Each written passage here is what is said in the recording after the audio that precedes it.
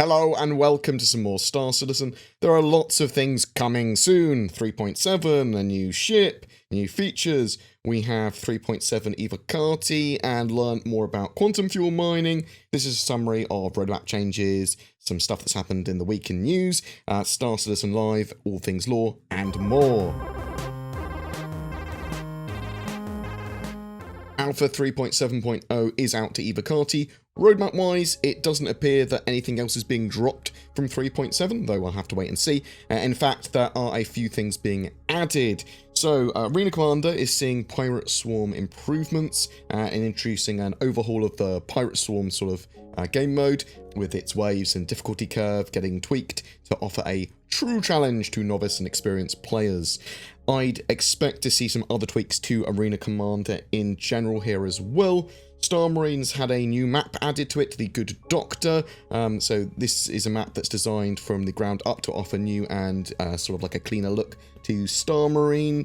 The map aims to offer fast, frantic, close-quarter combat, and in lore, the map is on Lear 2, so the Lear system, some of those assets, I suppose, are getting fleshed out with this. Along with caves in 3.7, they are updating the flashlight, so it's more appropriate for caves. It doesn't cut through all the cool-looking effects, but is still able to light your way. They're also adding glow sticks, which introduce the ability for players to purchase, stow, and throw glow sticks with a wider light than a torch. The glow stick illuminates its immediate surroundings and can be thrown and placed in the environment to aid in player exploration through dark areas. The Vanguard, Harbinger and Sentinel have gone into polishing in preparation for their launch in 3.7 as well, and Alpha 3.7 is planned to be live for the end of the month. However, we'll have to wait and see.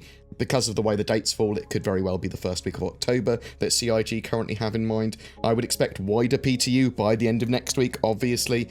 It is currently an Evocati. Obviously, I can't talk about the specifics of the Evocati patch at the moment, beyond that it's in testing.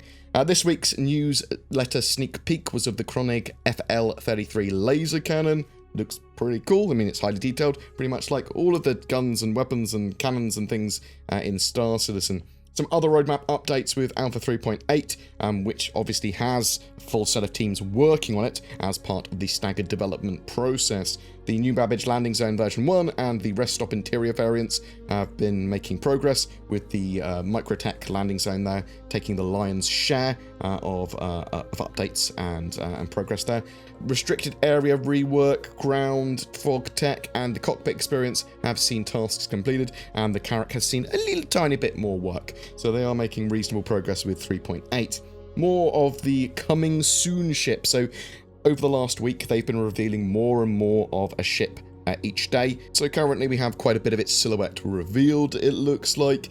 We're expecting, or at least I'm expecting, this to be the Rsi Mantis, which was supposed to be a heavy fighter sold at CitizenCon. That is not 100% confirmed, but it is very likely, looking at its shape and the fact that there was an RSI message in the concierge thing saying that RSI have got something in the works, and it looks very much like an RSI silhouette, and looks really heavy fighter size. I would expect this ship to be on sale next weekend, potentially straight to flyable in 3.7.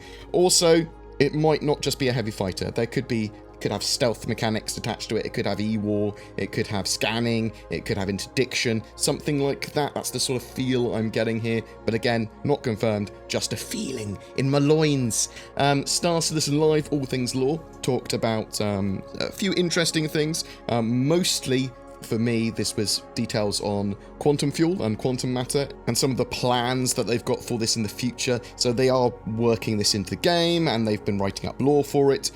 So this has now been shared with the design teams, who will then implement it into the game. So they're introducing quantum fuel mechanics and quantum matter sort of mining. It's going to be semi-rare quantum fuel or quantum matter, and it's going to be able to be found in pretty much every system though. So they need it to be able to exist in every system because they need people to be able to refuel and be able to get fuel in every system and that sort of stuff. It also needed to exist in the Sol system, for example, because otherwise they would have never been able to get out of their original system and, you know, travel the stars. So there are particles in lore called transions that can bend space and mass around themselves. They experimented on them with like particle colliders and science and things, and they worked out that transions would temporarily attach themselves to some other atomic particles and transisotopes, and basically you have to kind of harvest these and then they get turned into quantum fuel. You'll be able to scan a rock or asteroid, it seems, and then the scan might reveal a percentage of that to be quantum matter or transients. You'll then have to harvest them quickly, and if you put too much energy into the rock, you'll lose those transients, so you have to very, very finely mine them out. You'll then have to appropriately transport them and get them transported quickly, it seems. I'm still a little confused on starfarers and how they're going to be involved in this process. Are starfarers going to be able to detect these transients and then mine them somehow? Or is it just going to be mining ships, like the Prospector and the Orion, that are going to be mining for this? Or is there going to be equipment that the starfarer can use? Or is it going to be an entirely different ship that mines quantum fuel? I think we need more answers that should come with a bit of time. Moving on to some of the other bits that were discussed in that Star Citizen Live. So some things and companies in lore are actually named after their staff members. So that's true of the Lightning Bolt company. Some of the people were annoyed that it wasn't actually Russian, or some of the names weren't in Russian or whatever, but that's because they're named after staff members. The lore team helped define the look of Aliens assets and the wider game by giving boundaries to other disciplines and devs and briefs on how something should fit into the game. They typically write out the lore for something before the artists or the devs will start working on it. Everything touches on lore in some way, and they have extensive plans for the universe and everything in it. Some of the brochure text for ships is styled in the same sort of way that a real company would create media and marketing. So some of the descriptions are sometimes overstating performance or talking about something which is sort of like less tangible, like the feeling of luxury in a Origin ship or something like that. The Galactopedia is making progress, and we should see this updated in the future. This is constantly being worked on. Lore keeps the game universe within boundaries and stops devs adding things that are not appropriate for it. The game is an alpha, and there are things that are not complete or need updating. So ArcCorp, for example, is supposed to have lakes. So you'll see occasionally them retcon the lore, but also you'll see them as they move on to having the ability to add certain things. They will add them as appropriate into the verse. It's obviously an iterative process, but they typically don't like to change the lore because, you know, lots and lots of things are based on the lore. So if they change one little thing, that can have huge knock-on effects. There are Asian lettering and signs around the game, but it appears these are actually going to be replaced with Banu, Tevarin, and Xi'an signs and lettering in the future. They're just sort of placeholder for now. Nuclear weapons are still a thing in the Star Citizen universe. They want Star Citizen to be as tactile as possible as well, so they didn't want super advanced AI in the game to do everything for you. Obviously, there are going to be AI modules, there is NPCs to do jobs, but they don't just have all functions of a ship controllable from a single console. Bam, you can do everything, all automated fires, everything all the time. It's a much more involved experience where they reward players for, you know, manning those turrets themselves. At least that's the idea. Tessa Bannister, one of the original mission givers, is going to be returning in the future.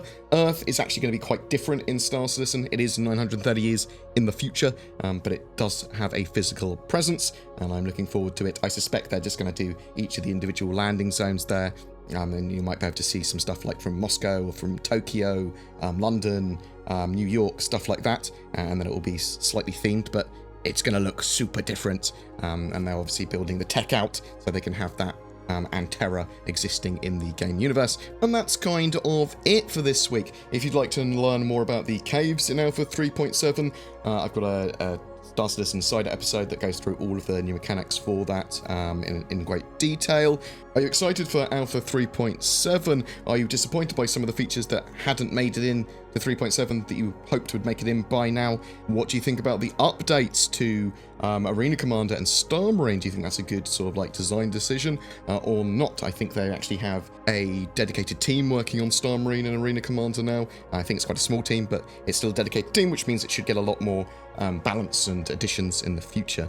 But yeah, whatever your thoughts, I'd love to hear from you in the comments below. We've got an Anvil Carat giveaway this month. Just make sure that you comment on any of my videos made during September to be in for a chance of winning that. This ship was donated by the organisation Ultra. More details of the giveaway and that organisation down below. I'm also shilling for Shadow. They provide a service so that you don't need to have your own gaming PC. You literally use the power of the internet to remote access one effectively, and then you can use your phone or trashier PC or whatever to connect to that, and then that can give you a great gaming experience. There's also NordVPN if you're looking for a VPN. I really love Nord. They're very, very inexpensive, and they give you a lot more power than a free VPN would when it comes to security and being anonymous. Use the code BoredGamer if you're interested in using any of those services. You'll get discounts. Also, just down below, there's links to help support the channel. If you want to be a Patreon, if you want to be a YouTube member, it all really helps. But sharing videos, feedback, all of that sort of jazz really helps me too. Thanks very much for the love, guys. You take care, and I'll see you in the verse.